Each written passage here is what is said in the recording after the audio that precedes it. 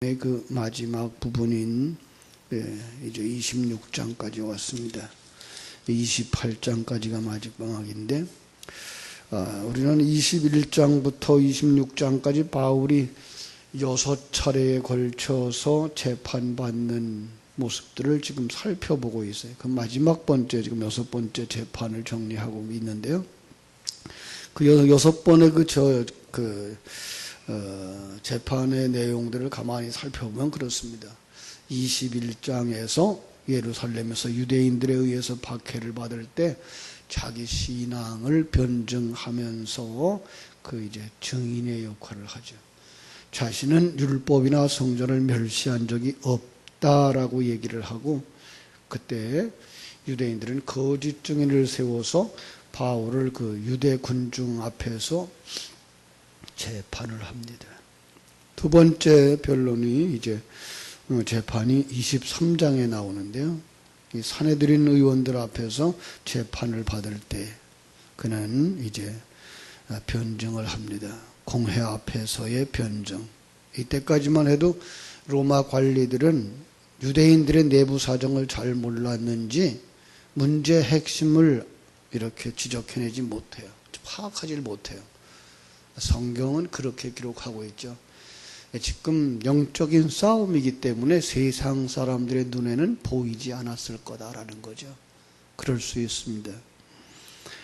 군중 앞에서 그들이 이제 공회 앞에서 이렇게 재판을 받는데도 로마 사람들은 그 내용이 뭔지 도저히 파악을 못하고 있는 모습 보게 되죠. 24장에 보면 이제 세 번째 재판을 받아요. 가이사라에서 벨릭스에게 재판을 받는데, 이때는 이제 로마의 로마 시민권을 가진 신분을 이렇게 밝힘으로 말미암아서 로마 군인들의 보호를 받는 그런 상황이 됩니다. 그러자 이제 유대인들은 함부로 손을 대지 못하게 되죠. 벨릭스는 그 노예 출신의 사람이었다 그래요. 굉장히 그 우유부단한 사람이었고요. 그래서 역시 그 유대인의 소리나 예수의 소리가 뭘 의미하고 있는지 알지 못하는 거죠. 네 번째도 이제 벨릭스 앞에서의 재판인데, 그 부인 유대 여자 두루실라와 함께 신문을 하죠. 그리고 그가 이제 뭐 좀 알아듣는 것 같은데 그는 그 예수를 믿는 것이 아니고 오히려 바울 사도가 그 헌금을 가지고 예루살렘에 올라왔다라는 이야기를 듣고선 무슨 돈을 좀 얻을까 해서 그 재판 중에 그에게 얘기를 하죠. 자, 그러나 벨릭스 총독은 이제 좌천이 되고, 이제 25장에서 새 총독 베스도가 나와요. 이 베스도라는 사람은 정통 로마 교육을 받은 사람이고요. 굉장히 그 공정해서 로마법에 대해서도 정통했을 거라고 봅니다. 그래서 베스도라고 하는 사람으로부터 공정한 재판이 가능하게 됩니다. 이 베스도에게 사도 바울이, 그런데 나는 로마 시민권자이니까 가이사 황제에게 직접 재판받기를 원한다라고 이제 상소하죠. 그때 이제 로마 가는 것이 이제 허락되어지고 있고요. 그래서 이제 6번째 재판이 다시 나오는데, 바울이 황제에게 보내려면 무슨 죄가 있는지 알아야 이 공소장을 쓰는데 그 공소장 쓰기가 애매한 거예요. 죽일 만한 어떤 죄도 아니고 나라에 대한 반역도 아닌, 바로 그래서 어떤 내용인가 이제 깊은 대화를 나누게 되는데, 그때에 지금 오늘 말씀처럼 그 아그리빠 왕에 대해서 바울은 이렇게 얘기를 하죠. 내가 아그리빠 왕에게서 앞에서 이렇게 변명하게 된 것을 다행히 여깁니다. 왜냐하면 당신이 유대인의 모든 풍속과 문제를 다 잘 아는 사람이기 때문에 그렇습니다. 그러면서 이제 자기의 이야기를 쭉 해요. 그런데 이 아그리빠 왕이 누군가 하면 그 예수님이 그 태어나던 시대에 총독으로 있었던 그 헤롯이에요. 헤롯의 손자예요. 헤롯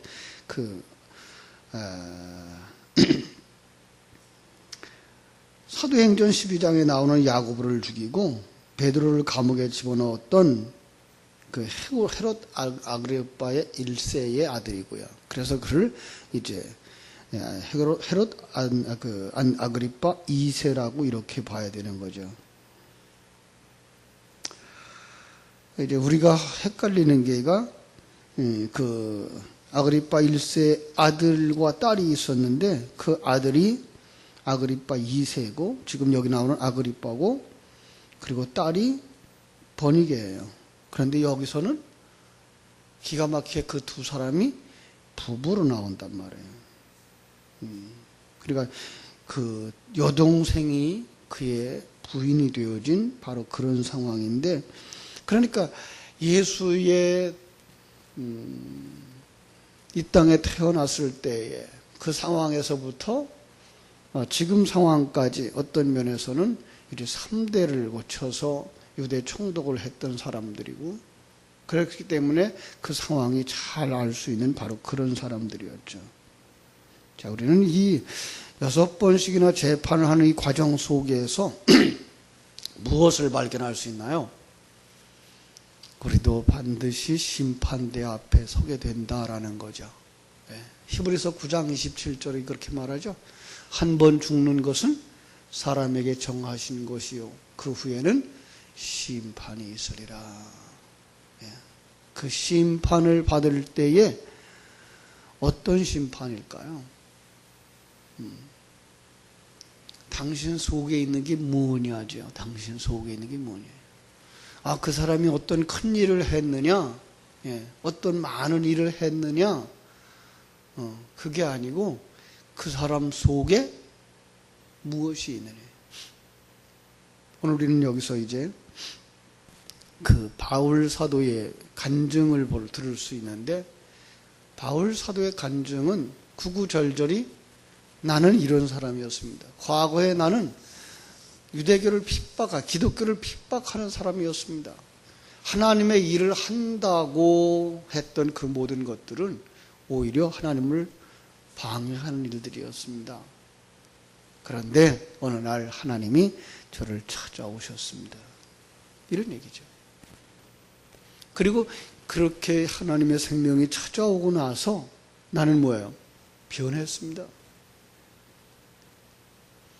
예수 믿는 사람들에게 있어서의 변화, 그것은 뭐 얼굴이 변했거나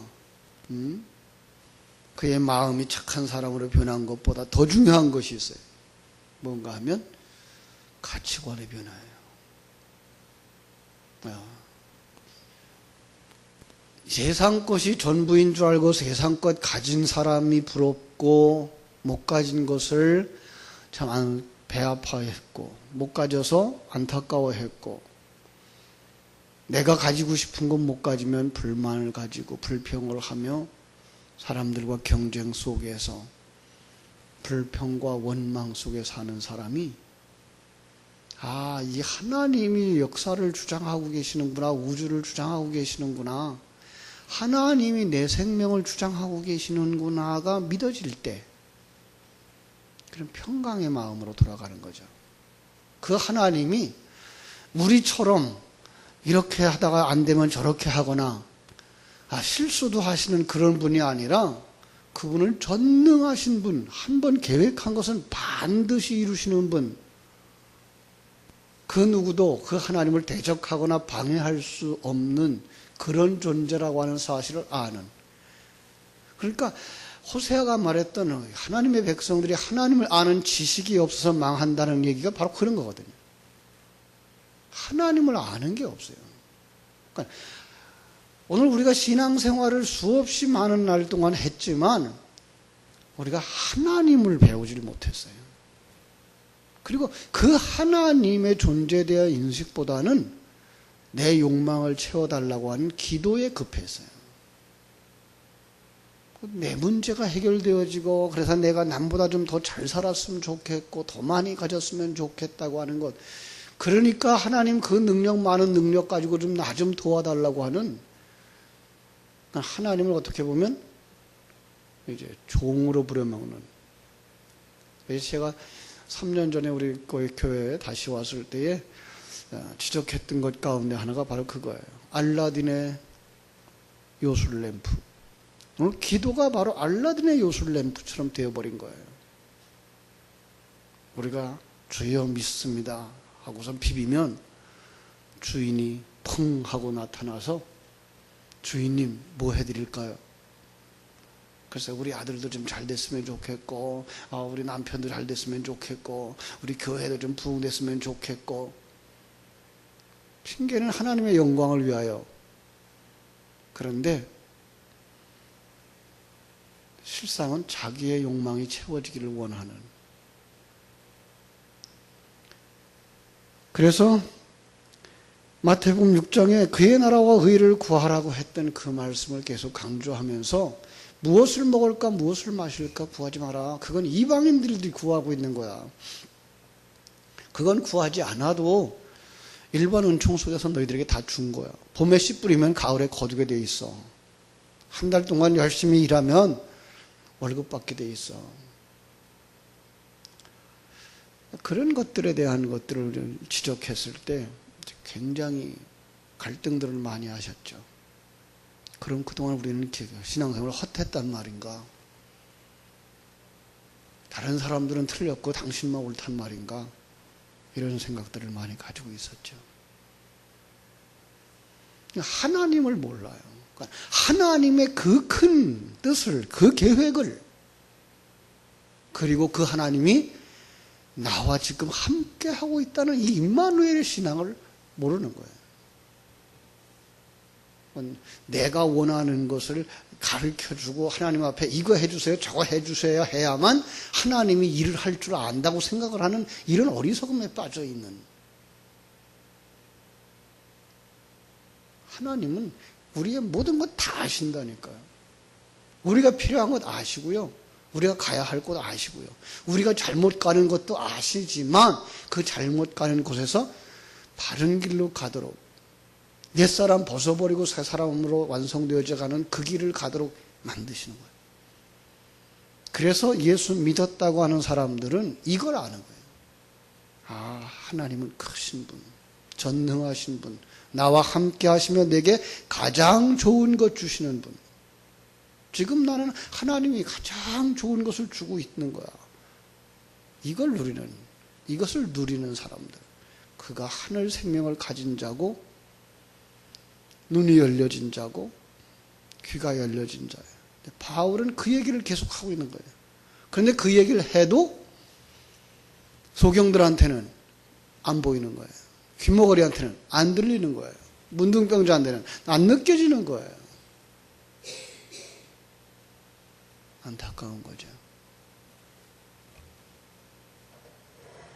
그러나 그로 말미암아서 그 말씀으로 말미암아서 그 진리로 말미암아 하나님은 일하시고 있는 것을 우리는 바울 사도를 통해서 지금 계속 살펴보고 있습니다.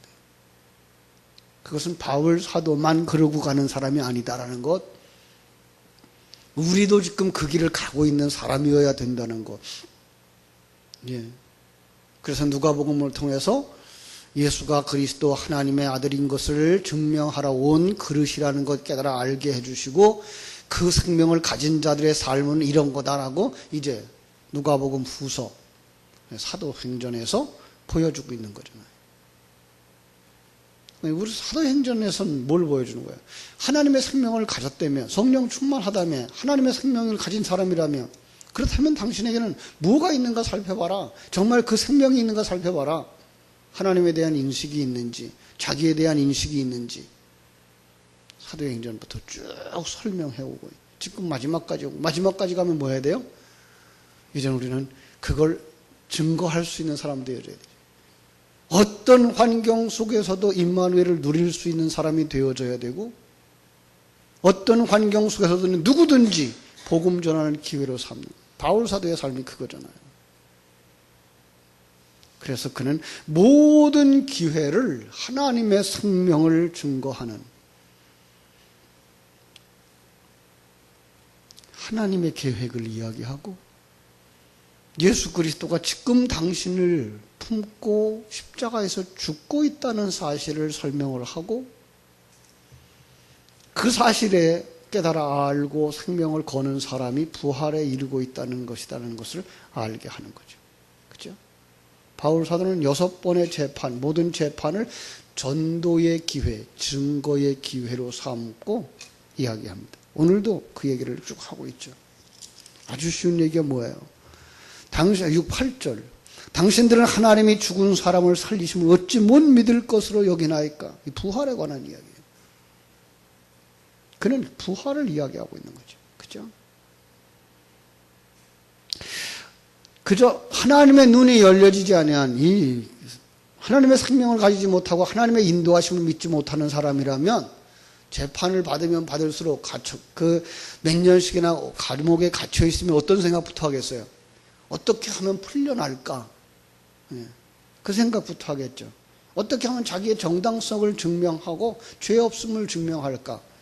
바울 사도는 거기에 관점이 없어요.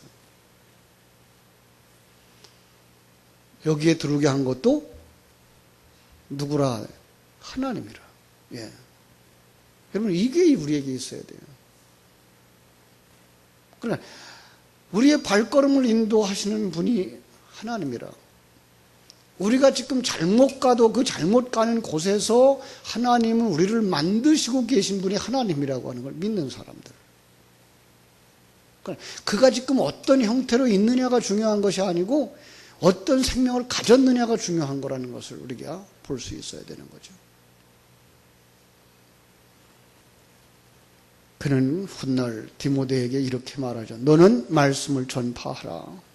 때를 얻든지 못 얻든지 항상 힘쓰라. 범사의 오래 참음과 가르침으로 경책하며 경계하며 권하라. 모든 기회를 복음 전하는 기회로 삼으라고 얘기하는 거예요. 어제도 이제 밤늦도록 내일부터 이제 시작되는 주일학교 이제 개강 예배의 설교를 나보고 해달라고 그래가지고 또 주일학교 어린이들 설교를 준비하다가 새벽을 다 몽땅 깨워가지고 깜빡 잠들었다가 늦게 깼어요. 이 어린아이들 참 재밌는 건 요즘 그 어린아이들이 그 전도 훈련을 받고 전도를 하고 친구들을 예수를 영접시키고 있는 이런 이야기들을 들어요. 참 그들 속에 어떤 생명이 있기를 원해요. 어떤 기회, 이때만 아니고 이 한순간만이 아니고 정말 너희들이 예수 생명을 가진 자의 삶을 살아야 되지. 이거 전해줘야죠. 특별히 이번에 주제가 이제 거룩인데 정말 하나님의 백성으로의 구별된 삶, 구별될 수밖에 없는 삶. 그냥 지금 거룩한 삶, 그래서 뭐 이런 죄 짓지 말고 저런 죄 짓지 말고, 교재는 지금 그렇게 나와 있어요. 이런 죄 짓지 말고 저런 죄 짓지 말고.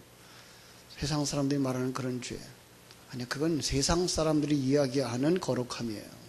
성경이 말하고 있는 거룩함은 그 정도가 아니라니까요.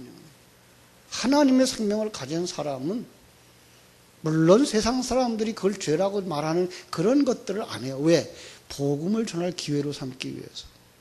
그러나 거기에 관심 없어요. 많은 사람들이 어떻게 바뀌었어요? 바울 사도요. 아이고, 참 어떻게 죄를 지었으면 감옥에 갇혔어.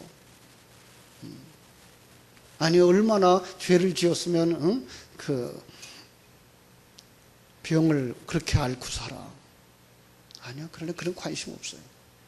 하나님이 나를 이곳에 집어넣으면, 하나님이 나를 감옥에 집어넣으면 그 감옥에서도 증인의 삶을 사는 거예요. 카타콤에 집어넣으면 카타콤 속에서 증인의 삶을 사는 거예요. 부자 되어지면 부자로서의 증인의 삶을 사는 거예요. 가난하면 가난한 자로서, 병들면 병든 자로서, 건강하면 건강한 자로서. 그것 때문에 고통스러워하고 애통해하는 것이 아니라 즐기는 거예요. 하나님이 나를 이렇게 해서 만들어 가시는구나. 여러분, 이 무더위 속에서도, 이 고통스럽고 힘든 상황 속에서도 그 전능하신 하나님이, 나를 끔찍이도 사랑하시는 그 하나님이 나를 사랑하시고 나를 인도하시고 나를 만들고 계시다는 이 확신이 있어야 그 하나님을 원망하지 않게 되고요, 여러분 곁에 있는 사람들에게 불평하지 않게 돼요. 그게 뭐예요? 증인이에요. 예수 생명 흘려내는 거예요. 그게 뭐예요? 가치관의 변화, 새로운 사람, 거듭난 사람 된 거예요. 어제 저녁에 주셨던 말씀도 바로 그런 것이었어요. 이전에는 우리가 들포도나무였고 돌감나무였는데 하나님은 그걸 잘라다가 참 포도나무에 접붙였다. 그러니 이제는 하나님에 대하여서, 그리고 그 하나님의 생명을 가진 자로서의 삶, 열매 맺는 사람들이 되어져야 하지 않겠느냐. 하늘나라를 유업으로 받을 만한 아들, 그리스도와 한 몸을 이루어서 절대로 떨어지지 아니하는 그리스도의 신부, 성령을 담고 사는 성전, 바로 이런 부분, 이것이 바로 우리 신앙생활의 목적이 되어져야 되는데, 바울 사도는 지금 간증을 하면 할수록 그 이야기가 펼쳐져 나오는 것을 우리가 보게 됩니다. 그렇습니다. 우리의 믿음 거기까지 가야 돼요. 연세 많다고요? 아니요. 잘 가고 있는 거예요. 몸이 약하고 병들고 잘 가고 있는 거예요. 그런데 그때에 하나님의 생명을 가진 자다운 삶이 필요한 거예요. 증인이 되어야 돼요. 증인의 역할을 하셔야 돼요. 자녀들에게, 형제들에게, 그리고 이웃들에게 하나님의 생명을 가진 어른다운 삶, 바로 그것을 할 수 있기 위해서 이 새벽에도 하나님 앞에, 하나님 내 속에 그 예수 생명이 충만되게 하옵소서. 두려움이 없이 어떤 환경 속에서 살아갈 수 있게 해주옵소서. 하나님 주신 것에 대한 만족을 누리면서 살아가는 그 평강과 기쁨과 감사가 내게 넘치게 하옵소서. 기도함으로 여러분 속에서 그 생명수가 강같이 흘러나게 되기를 주님의 이름으로 축원합니다. 기도하겠습니다. 하나님 우리 아버지, 크신 은혜와 사랑을 감사하옵고 감사합니다. 핍박하던, 예수를 핍박하고 하나님의 일을 방해하던 방해꾼 사울이 스데반의 설교를 통해서 복음이 그 속에서 자라나게 되어졌고, 다메섹에서 그는 눈이 열려져 자기가 소경인 것을 깨달아 알았고 귀머거린 것을 알았습니다. 그 속에 아나니아를 통해서 눈이 열려지고 하나님의 뜻을 깨달아 아는 자 되어져 이때부터 주어진 삶의 모든 환경 속에서 하나님이 내게 부어주신 생명을 얼마나 주셨으면 얼마를 밖으로 드러내면서 증거할 수 있는 증인의 삶을 살아왔습니다. 그 증인의 삶을 살고 전도인의 삶을 사는 동안 말씀을 되새김질할 수 있었고, 되새김질함으로 말미암아 그는 더 분명한 진리의 말씀에 서게 되었습니다. 아버지, 바로 우리는 어떠합니까? 나는 어떠합니까?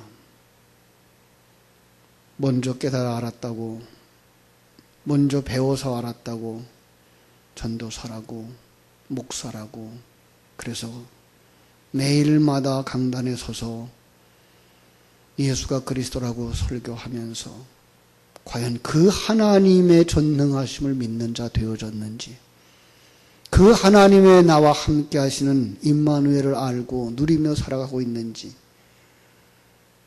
그 하나님이 내 환경을, 사건을, 상황을 다스리고 계신 것을 누리면서 기뻐하고 평강을 누리며 살고 있는지, 예수 생명을 흘려내고 있는지 다시 한번 우리 자신들을 살펴볼 수 있는 시간이 되게 하여 주시옵소서. 그래서 바울 사도처럼 하나님이 그를 어디에 세우든지 두려움 없이 하나님이 주신 기회를 증거의 기회로 삼고 예수 생명을 흘릴 수 있었던 사람들 다 되게 하여 주시옵소서. 오늘 바로 이 새벽을 깨우는 성도들이 바로 그런 믿음의 사람들이 되게 해주시고, 그래서 내 속에 새 사람이 날로 새로워지며 내 가정 속의 자녀들이 내 안에 흐르는 예수의 생명을 보고 먹고 생명을 받아서 생명의 사람들로 변화되어지고, 내 형제들이 주님 앞에 돌아오고 내 이웃들이 예수 앞에 돌아오는 역사가 일어나게 하여 주옵소서. 어른들이 이렇게 예수 생명으로 충만되어진 가정과 교회 속에서 어린 생명들이 무엇이 신앙이며 무엇이 참다운 예수 생명을 가진 자들의 삶인가를 보게 하시고 그 길을 갈 수 있도록, 그래서 우리와 같은 복을 우리 자녀들이 누릴 수 있도록 하나님 먼저 우리 속에 예수 생명이 차고 넘치게 하여 주시옵소서. 이 새벽에도 부르짖어 기도하며 말씀을 묵상할 때에 그 말씀이 살아나게 해주시고 생명이 되게 하여 주시옵소서. 근본 여름 성경학교에 우리 하나님께서 더 큰 은혜로, 더 놀라운 은혜로 채워주셔서 준비하는 교사들이 먼저 이 예수 생명에 충만한 사람들 되어져 어린이들을 평강 가운데로, 기쁨 가운데로, 감사 가운데로 하나님이 주신 기회와 은사와 능력을 활용함으로 말미암아 열매 맺는 삶을 살아낼 수 있도록 잘 양육하는 기회가 되게 하여 주시옵소서. 오늘 하루의 삶도 주님께 부탁드립니다. 이 땅에 있는 모든 일, 예수 그리스도의 교회가 교회되게 하여 주시옵소서. 진실로 하나님이 기뻐하는 교회들, 말씀을 사모하며 말씀을 증거하는 주의 종들이 다 되게 하여 주시옵소서. 예수님의 이름으로 기도하옵나이다. 아멘. 하늘에 계신 우리 아버지여, 이름이 거룩히 여김을 받으시오며 나라의 마옵시며 뜻이 하늘에서 이룬 것 같이 땅에서도 이루어지이다. 오늘날 우리에게 일용할 양식을 주옵시고 우리가 우리에게 죄 지은 자를 사하여 준 것 같이 우리 죄를 사하여 주옵시고 우리를 시험에 들게 하지 마옵시고 다만 악에서 구하옵소서. 대개 나라와 권세와 영광이 아버지께 영원히 있사옵나이다. 아멘. 자유롭게 기도하시기 바랍니다.